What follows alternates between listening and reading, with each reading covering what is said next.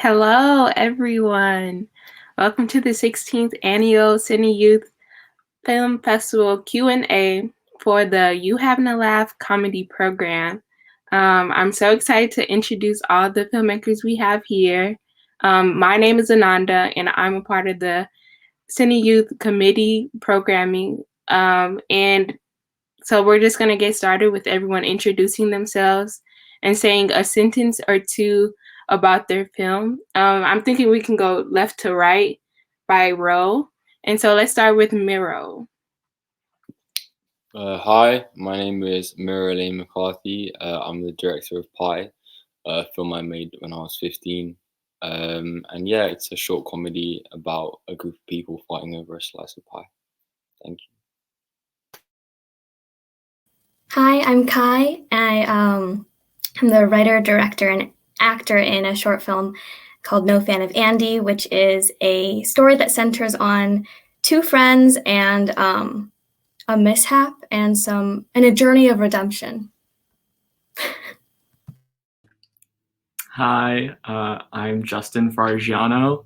I'm the animator and director of Happy Little Fly, which is a stop motion short about an existential spiral of a housefly. Hi, my name's Lige Morgan. I'm the animator and director of Interdimensional Pizza Pushers. It's a film that I made last year for my senior thesis at Parsons School of Design, and it explores a bunch of different mediums. Hi, my name is Sasha. I'm the filmmaker behind Stay at Home Movie, and it's a short film about procrastination and the lockdown.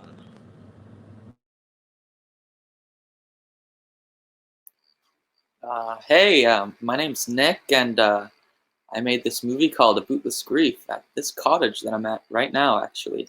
And it's about a movie about a few kids who decide to rob an old man. Hi, my name is Mone, and I'm the director of Backwater, a film about a very unsuccessful proposal.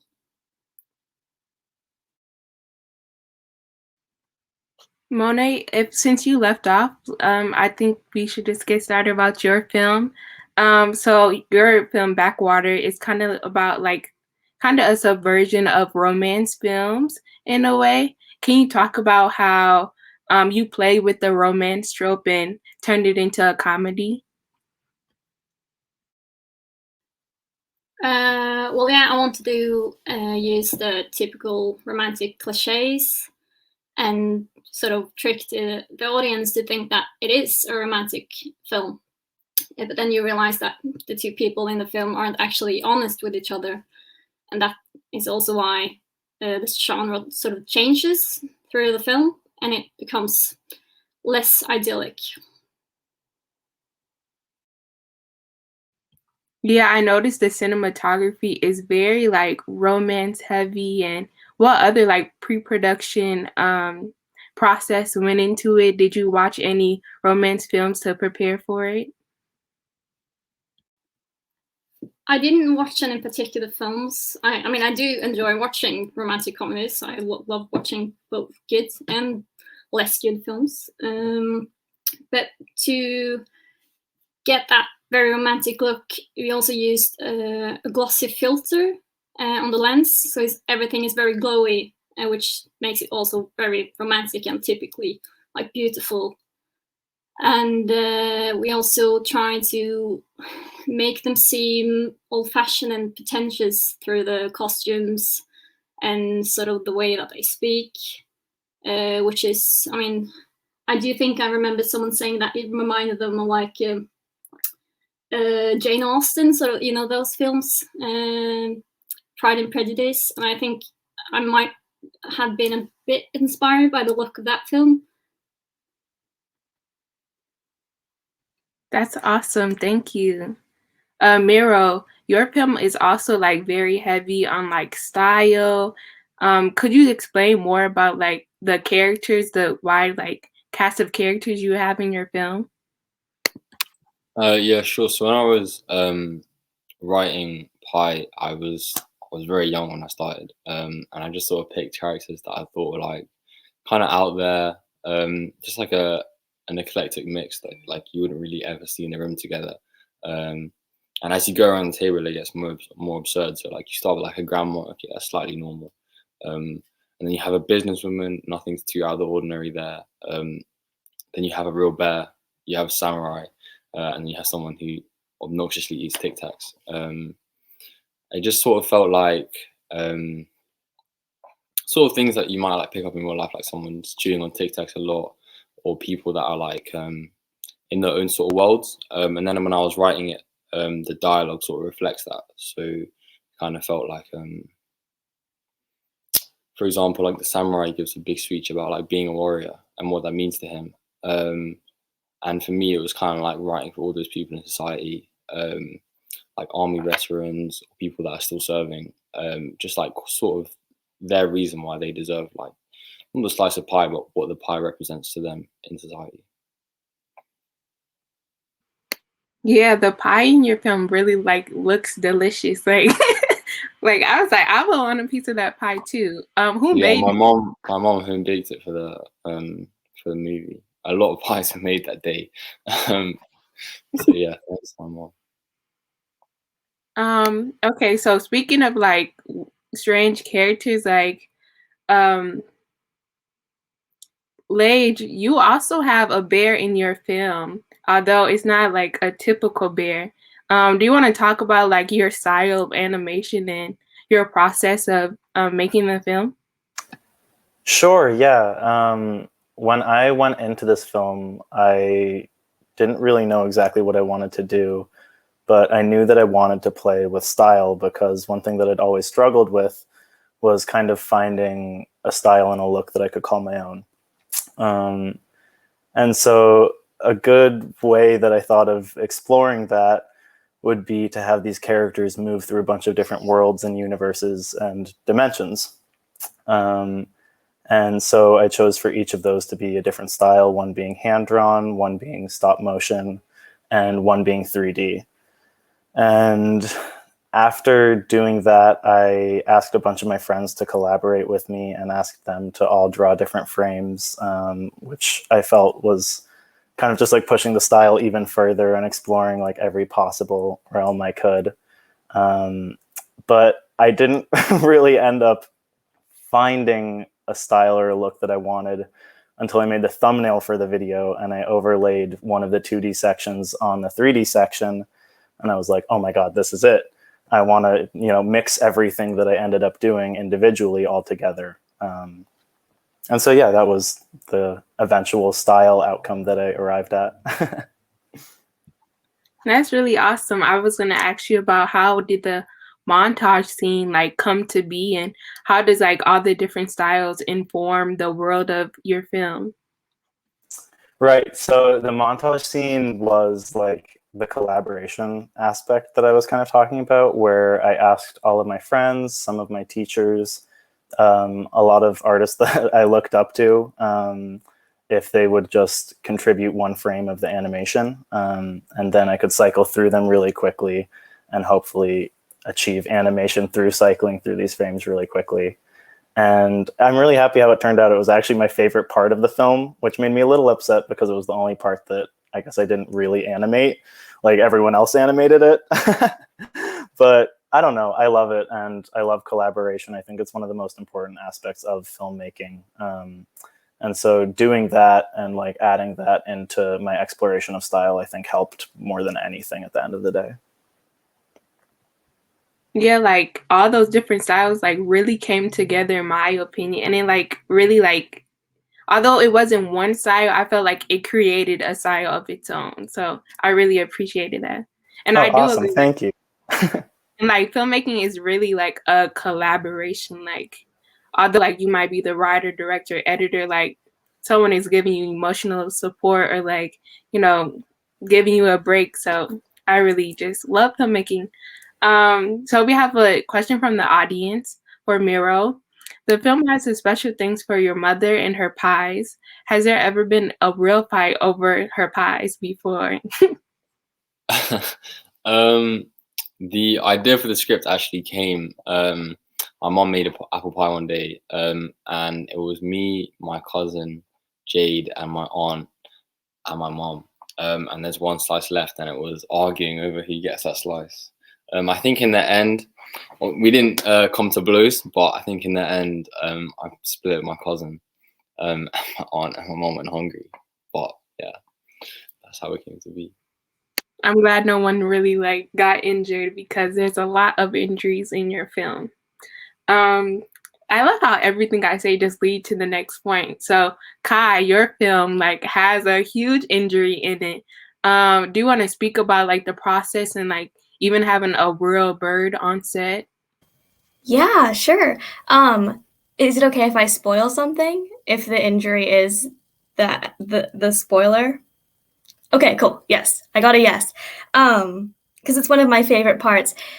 This at the end of the film, one of the characters is trying to lure a pet bird back into her house, and it goes wrong. So the bird explodes, and it flies into an open fan. It flies through an open window. She's like, yeah, and then it flies into an open fan and explodes into blood and feathers. So there were a lot of factors at play there when I wrote it. I had no idea how I was going to make that happen. To make the bird fly through the window, it was not a real bird. I promise I did not throw a real bird into a fan. It was a styrofoam bird that we attached to a line of fishing wire and kind of looped it around the tree outside my window and like pulleyed it in. And then to make a bunch of blood and guts and feathers kind of explode on my face, because I was playing the character who gets her plan blown up in her face. I threw my entire crew behind the camera, and they had turkey basters and like paintbrushes full of fake blood that they sprayed and like flicked at me. And we filled boba straws with craft feathers that they just kind of like they blew out at me. And it took so many tries, because I either wouldn't hit my mark or I would immediately start laughing, because it's so ridiculous seeing a bunch of people just like throwing blood and feathers at you. And we eventually got it, but I still have like dots of fake blood on my wall. Yeah. That's so cool. Because I tried like making fake blood before, and it never like turns out the right consistency. Mine was like super watery, but yours seemed like the right amount of like, matching your style of the film, and like fantastical. Yeah. Thank you. It tasted terrible. Also Kai, like your film like deals with jealousy. How did you make jealousy funny? Because it's about like a friendship. Yeah, I think the worst things are the funniest things. And I think that like, raising the stakes on something kind of stupid and small is super funny. Like that's what I'm hearing, like a fight over a pie. But in this story, one character is so tied to her best friendship to another character that she's threatened by a pet. So I just think that's super funny. Yeah, like one little spark of jealousy just kind of snowballing into blood and guts. Speaking of like turning like a bad situation into a good one, Sasha, your film like was filmed during COVID-19, and it kind of tackles that. Can you speak about like the themes in your film and what that process was like? Yeah, well, I actually filmed it like in early April, and it came out of just my frustration, because back then I just bought a Super 8 camera and I had so many things planned with my friends to shoot like music videos and stuff, and all of that just was like delayed to like indefinite amount of time. And I saw a bunch of people having those like FaceTime photo shoots on Instagram. So I was like, well, I guess I can just like do photo shoots with myself. And I really liked the frame. and I recorded a video, and from there, like, I decided to make like a pandemic movie, and I guess I was just like being honest about what I felt, and I was lying to myself that I was going to be productive, and like never um, was. But yeah, so that's my process. Yeah, like the best like filmmaking comes from like an honest place. Like the film can be fantastical, comedy, whatever, but like if you're coming from an honest place, it's really gonna show in your film. Sasha, we have an audience question for you. Can you talk about the visual style of the film? It seems self-aware of its Instagram filter look. Could you comment on the digital selfie, like the digital style of your film? Yeah, well, it's actually I used some of the Super 8 footage that I filmed before, and then mainly I use my digital camera, and wait, what was the question again? Because I Sorry, I kind of jumbled it. So it's basically about like how were you inspired by the Instagram look, and how does it comment on like Gen Z and like our use with social media? yeah, I mean, I think I wanted to be the movie. I wanted the movie to be like Instagrammable as well. I wanted to look cool, and I think it's honestly something that a lot of filmmakers are concerned with nowadays, because right now it's all like online on Instagram. You want to like impress your friends or other filmmakers. So yeah, and that's definitely something to like talk about. But I also like I'm really into stylized filmmaking, so I usually just try to make my like stuff very like stylized and aesthetically pleasing, because it's just something that I enjoy watching. So I don't know how to answer the question. So Thank you. You did a good job. So like, thank you for giving us that insight, because I definitely noticed like how like pretty it looked. Like the cinematography really stood out to me. Um, thank you. Justin, your film Happy Little Fly kind of covers a more like deep topic in like a comical way. Could you kind of explain to us what your film is about and kind of like the irony of the title? Yeah, so my film is really quick stop motion about a fly who's about to get swatted in a house. And right before he kind of comes to his end, he has a flashback of his life, and he kind of sees his incredibly domestic, incredibly boring, mundane life. And then the end happens. Um, but the idea was originally, I found it in this really good book, which is it was an existential, philosophical, and kind of like the pessimistic style. And it was essentially Twitter before Twitter, because the author was just writing sentences of his philosophy. Like, it was not elaborating the ideas at all. They were just like one-liners of like super intense, super heavy, talking about like death and pre-birth and all of this crazy stuff, but he did no work to elaborate it. And I love that. But I read one of them and I was like, this is so visual, and there's definitely a story here. And I kind of ran with that. So it was kind of his idea, and then my vision of that. What was the line that like gave you the inspiration? Well, it's funny that you ask. I actually have it up. So it's a conscious fruit fly would have to confront exactly the same difficulties, the same kind of insoluble problems as man. That's so cool. Like how small things can like span like a huge idea. Like you really like took that one line to make a film out of it, and it's so interesting.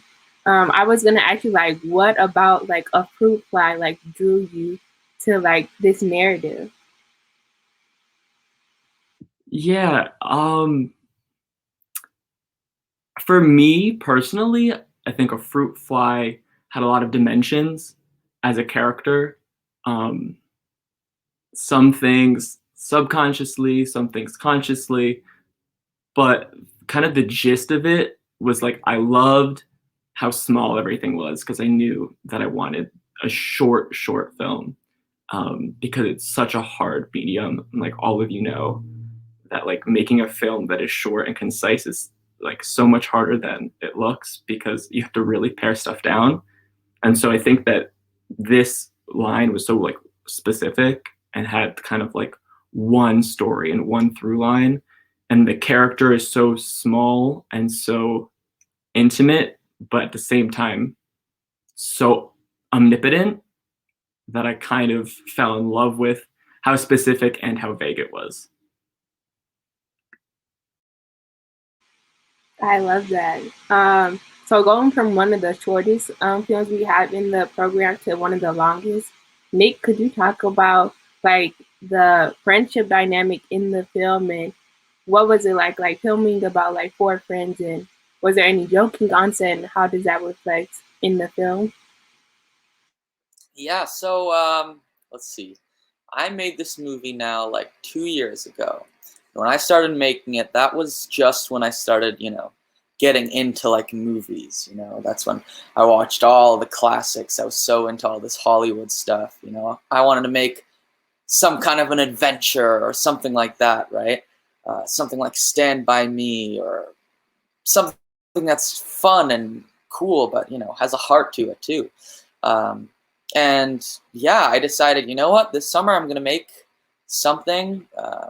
I settled on a story about robbing this old man, and then following kind of two stories of the old man and these kids who basically get scammed by him and want to get revenge. But and they all try to kind of double cross each other.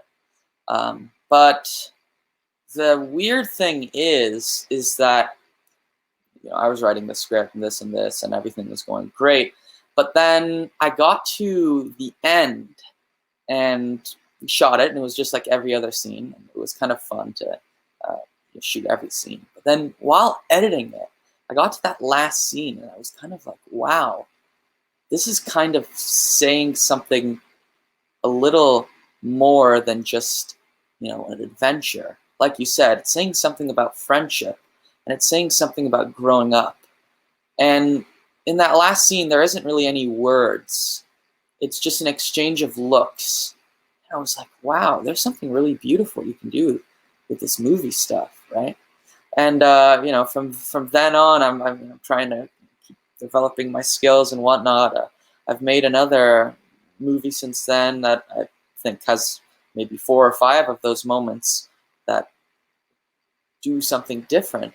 But basically what it is it's kind of like this realization, this little revelation about basically friendship and what it means to grow up and to kind of leave behind your childhood friends and seeking something else and something new, which is kind of a harsh truth at the end of it, represented by this big safe of money, which is weird that it kind of came from this pretty childish idea at the time. I was like grade 10. But then the more I kind of thought about it, the more I really saw that the whole thing was building up to that moment, and that it's about this idea of just learning how to live with other people, I guess. I don't know. Maybe I'm just kind of stretching things, but this was the first movie that I ever made that I realized that you could make something special with movies. So it kind of there's a constant inspiration to keep pushing, and yeah. Hopefully that kind of answered the question. I kind of went off into a tangent, but That was a great answer. Like, I was really kind of like blown away, but that was a great answer. I can definitely see the clear Stand By Me like inspiration, and that film even hits on like some of the elements that you just talked about. And they always say that like a film is made in the editing room. So like you realizing that is pretty awesome. Um, Also, could you talk about like the title of your film? I know when I looked it up, I was kind of surprised. So could you kind of explain that to everyone? Yeah, so for the longest time, I didn't really have a title for it. But then in my English class, grade 10 English class, we read this play called Othello, Shakespeare. And there was this one quote in there that basically what it says is, I'm paraphrasing, but it says something along the lines of, he who steals from a thief, or no, if you steal from a thief, the thief has a bootless grief. So basically what it means is that if somebody is stealing something from somebody who stole, then that person who stole in the first place basically is just sad and they don't even have anything to show for it, right? So if you steal from a thief, then that thief doesn't even have the money that they stole or whatever. They're just left with this kind of grief, this, deep kind of sadness with no ultimate reward, which is kind of what that ending speaks to. And yeah, I don't know. At first I thought it was like, oh, brother, like what a weird name for a movie, but it just kind of stuck. And yeah, Bootless Grief it is. Actually, the poster is right there for it. But yeah, Bootless Grief, that's where the title came from.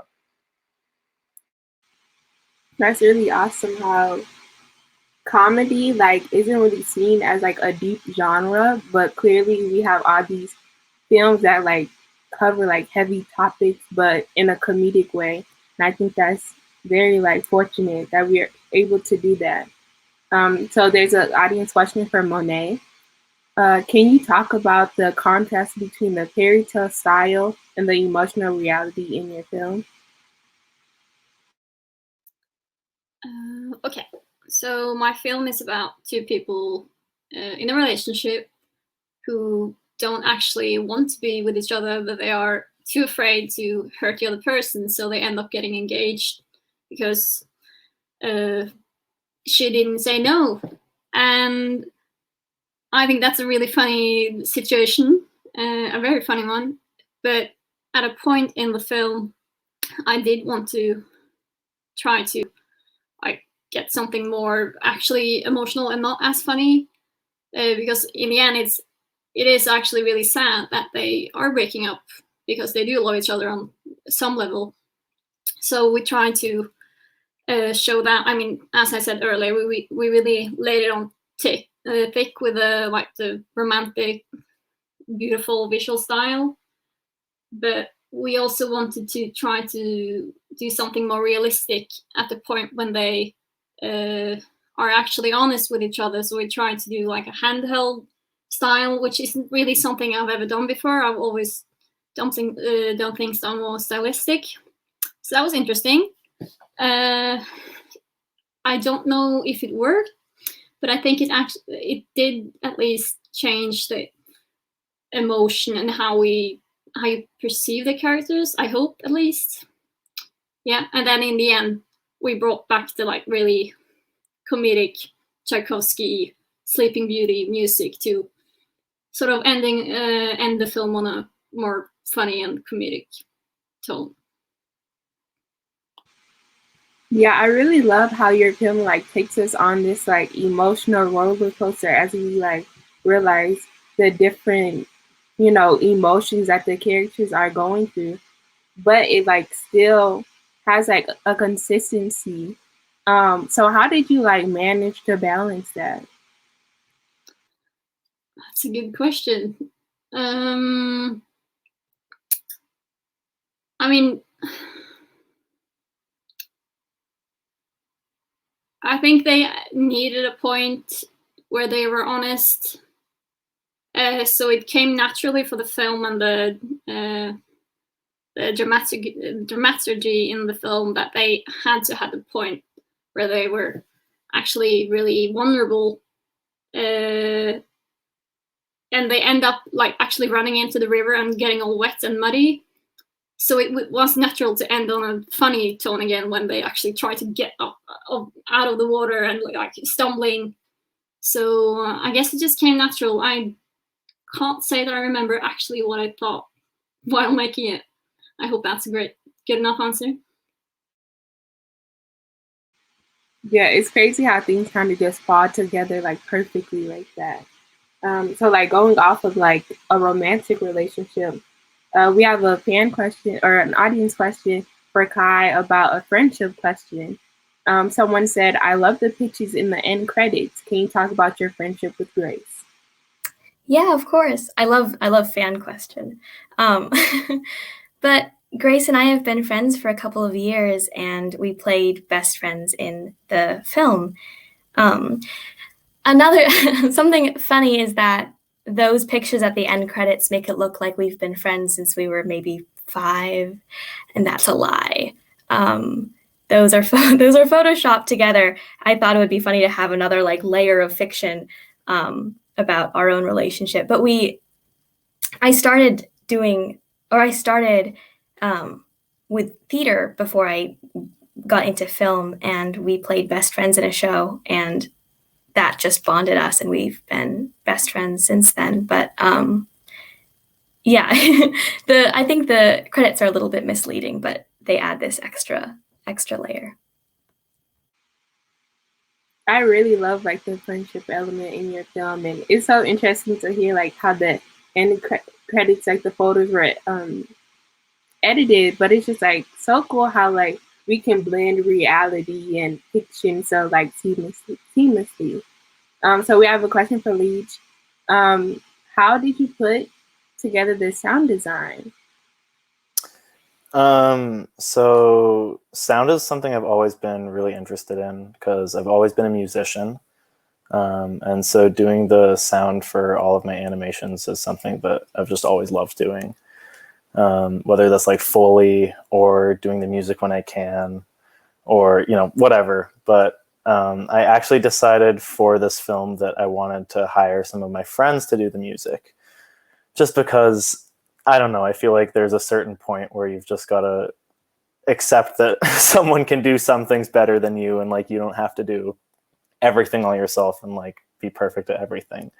So I hired my friends, and we had like a really fun experience recording all the music for it and going back and forth and just kind of like trading off. And it was right when everything was going remote, so we couldn't actually be in person, but just kind of sending the files back and forth to each other until we got something that it felt like what it should be. I don't really know how else to say it.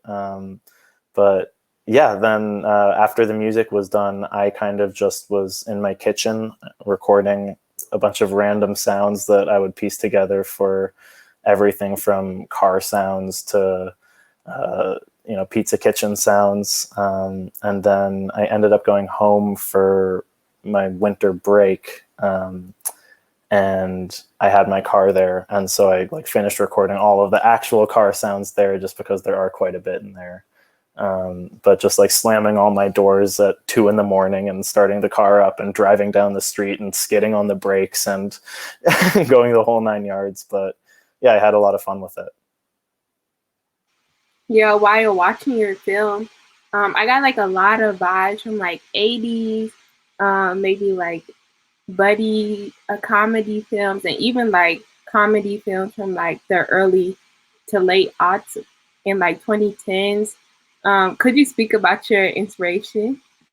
Oh, definitely. I mean, I have like I love buddy films and like all of that sort of stuff. And I thought that it would be really funny to have a buddy film where like one of the two characters doesn't actually speak and is just along for the ride.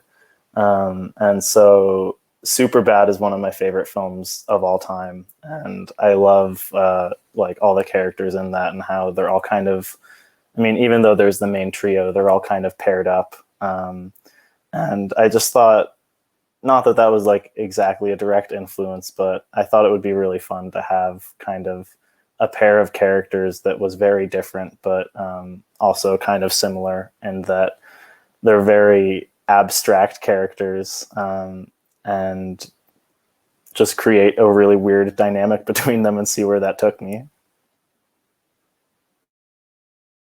Yes, it really shows.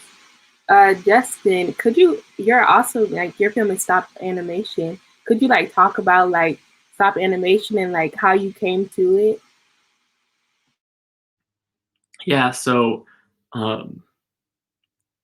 I was always interested in kind of filmmaking. Like I always kind of had my hands on like our family camcorder when I was younger, and I really wanted to tell stories, but I didn't really have the means to do it. So stop motion and animation in general is really, you can really do a lot on your own, which is good and bad.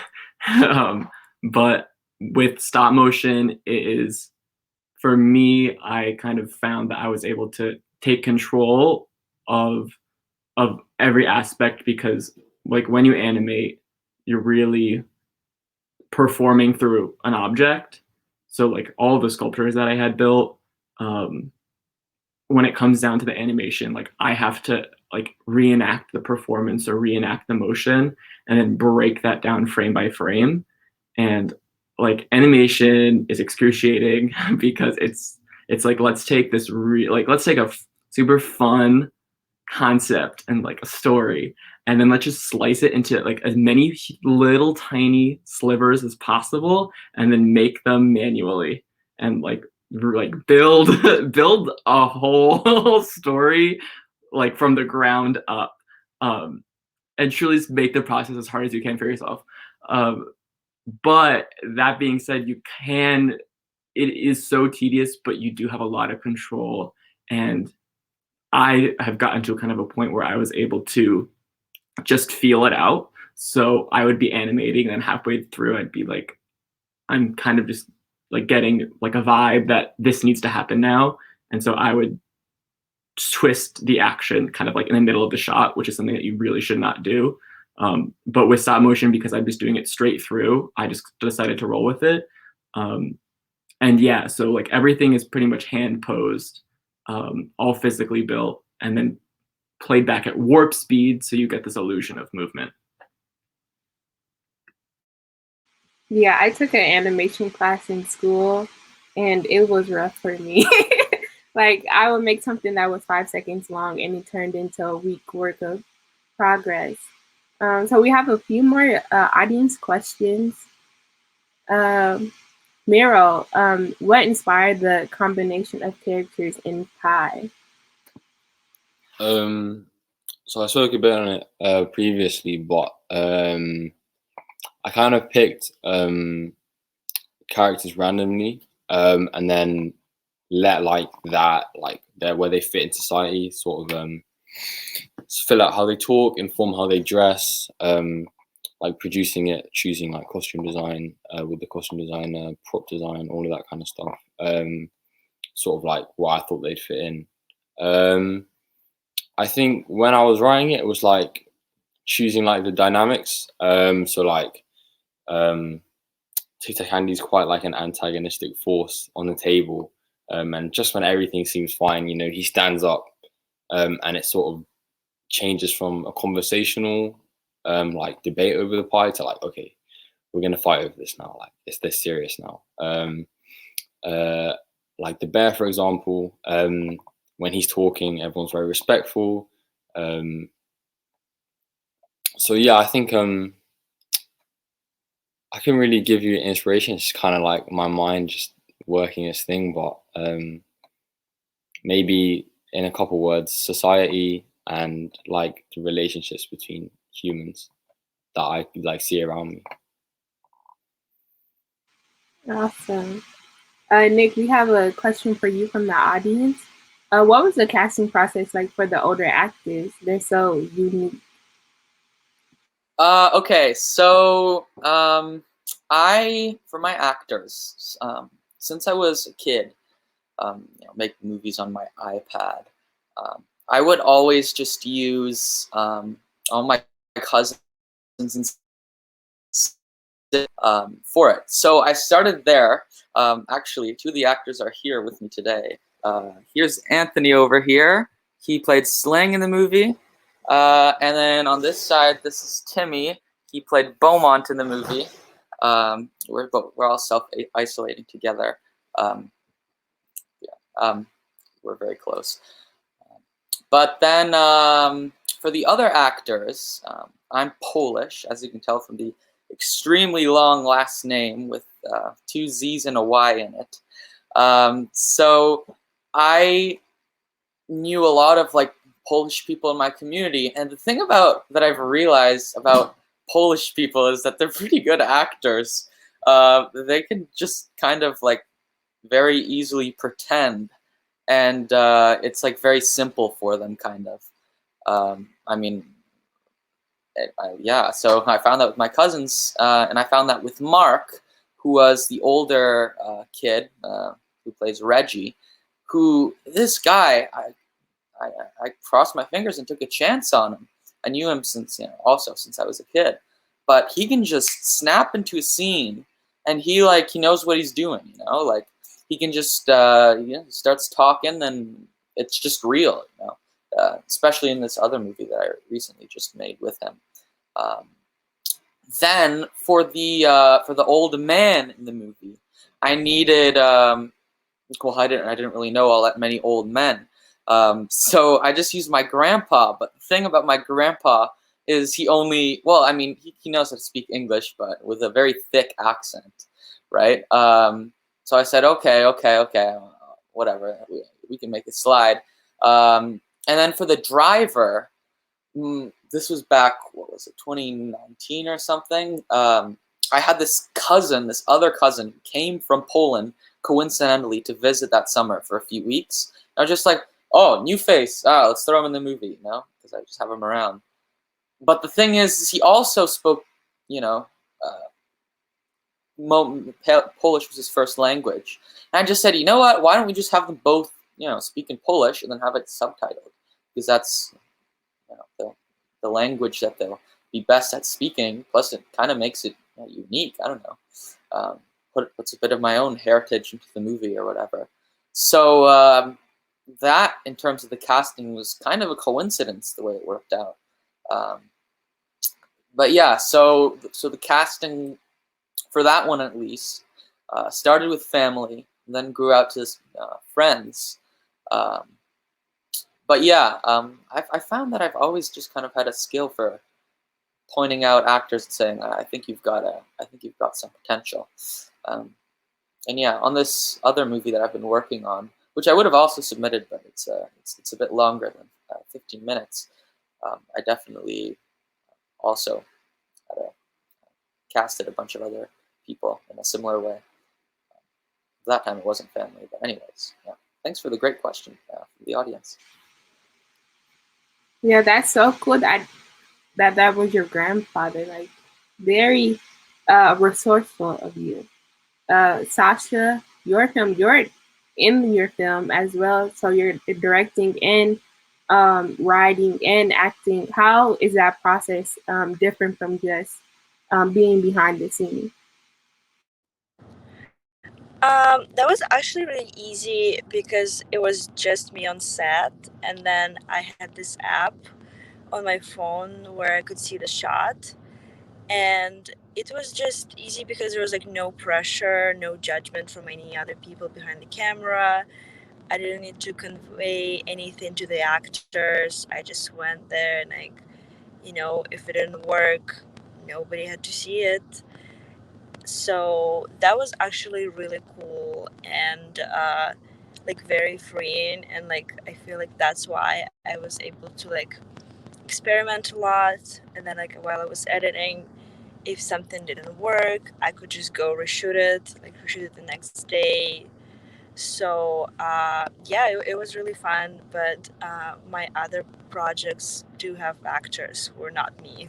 So yeah. Thank you all so much for joining me. I love this conversation. So we're nearing the end of our time. So hopefully everyone can go out and see each other's films, and the audience, for those who are watching, can go out and see these films. But one last question from the audience. Justin, do you ever hesitate now to like kill flies? What a great question from the audience. Definitely, without a doubt. I either will put it in a cup now, or I will like turn away and turn back and hopefully like it's gone so I don't have to kill it. But like for everybody, definitely like think twice about it, because there's more going on than I think we know. Again, thank you guys so much, and everyone, please go watch their amazing films. Bye. Thank you.